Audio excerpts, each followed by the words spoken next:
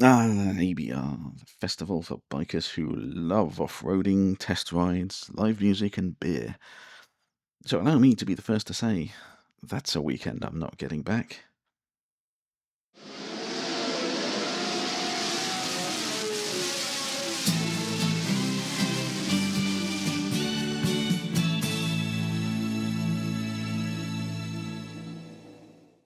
Okay, so that's not entirely true. Let me explain. There are good reasons to go to the ABR, and people do enjoy the event enough to want to go back. But here are my reasons and experiences over the last 2 years for not going back.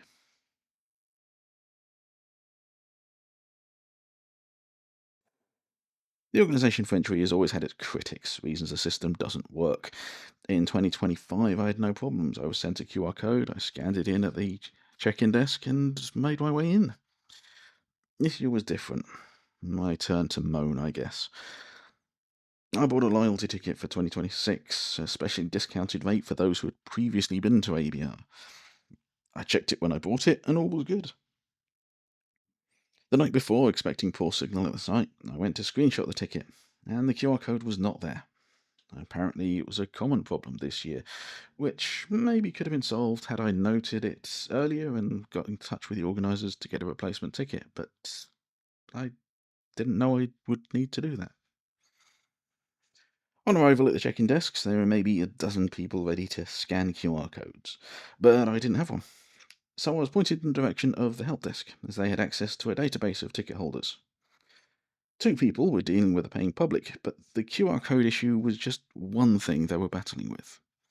They hadn't yet sorted out trail ticket collection at check in, and to add to that, the laptops were, in their words, a bit slow, which I assume means no internet signal. 20 minutes in a queue, but at least I did get in. But the queue behind was just getting larger at this point. For 2027, I've received an email, as last year, telling me that previous festival goers can get loyalty discounts at a special rate before general sale.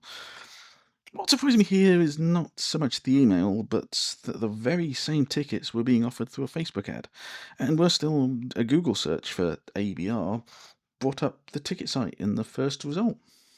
So much for loyalty.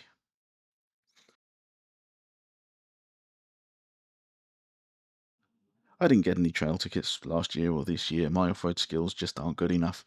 But I did want to do some training to get to that standard.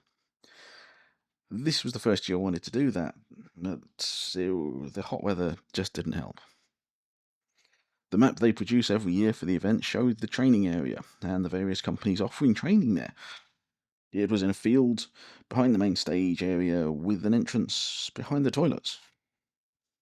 This wasn't where you went to sign up, though, and from what I can gather, you needed to sign up at the company's main trade stand, and not all of them are on the map.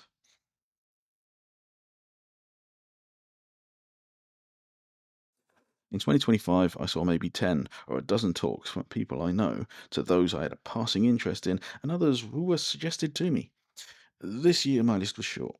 Two, maybe three talks with an outside chance of catching Richard Hammond or Charlie Borman. I didn't get to see those two. None of the other talks really interested me this year. Not to say they weren't interesting to others, but just not to me. The afternoons and evenings had live music on the main stage. For the most part, they have been good tribute acts. I was particularly impressed by the Tom Petty experience, but you also had the likes of Fleetwood Mac, Thin Lizzy, AC/DC, Elvis, Stevie Wonder, and more. It's fair to say the David Bowie act didn't have a good day. But I do think people were being harsh with criticism. Perhaps I was one of them at times too. Being fair, he was performing directly into the sun on the hottest day of the year in a long 80s style suit. I'm pretty sure I'd struggle with that.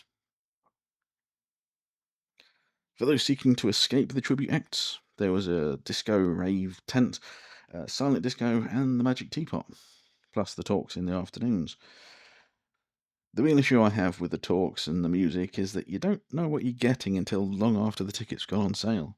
I understand this information may not be available 1 year ahead of time, but it makes it harder to justify the cost of the event if you don't know who you're going to go and see. This year they've chosen to show one of England's World Cup matches on the big screen. I think they grossly underestimated how many people wanted to watch the match. My friends and I couldn't get a decent view of the screen, although, given the match, maybe that was a good thing.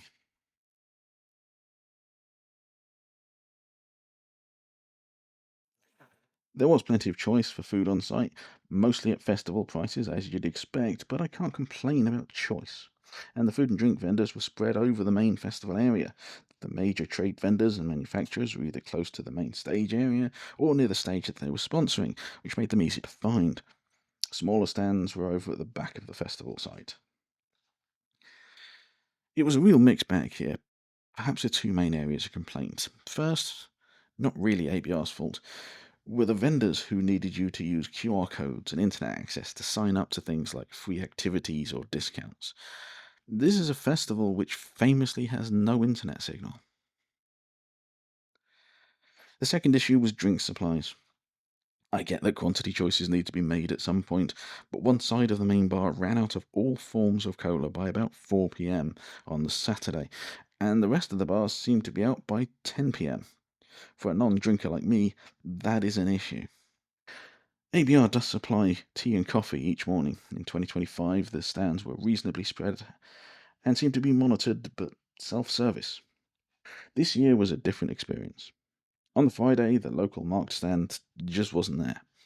On the Saturday, it was there, just not in the marked place on the map. The two behind the stand seemed more interested in talking to each other than anyone else, and they were insistent on controlling the supply. Not that they wanted to tell me that. I didn't bother on the Sunday morning, using my gas burner instead.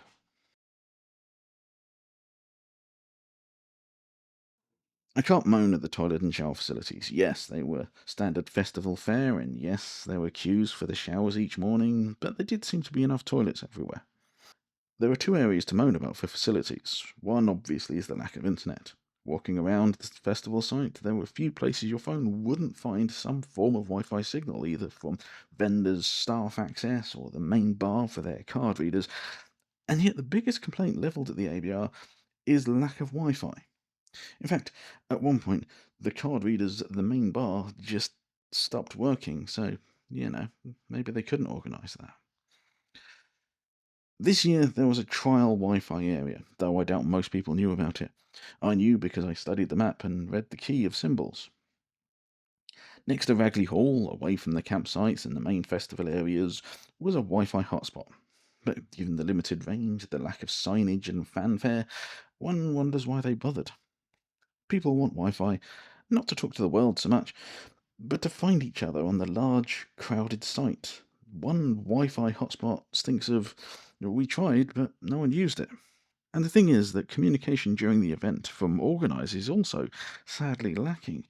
Just ask those who turned up at the trail in full gear only to be told it was closed because of an incident.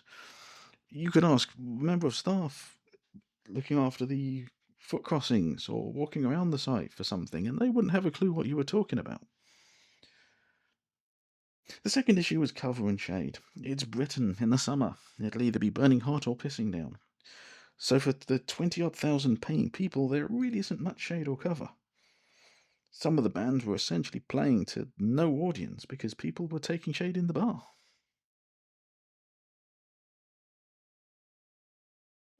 For me, ABR just doesn't feel like value for money.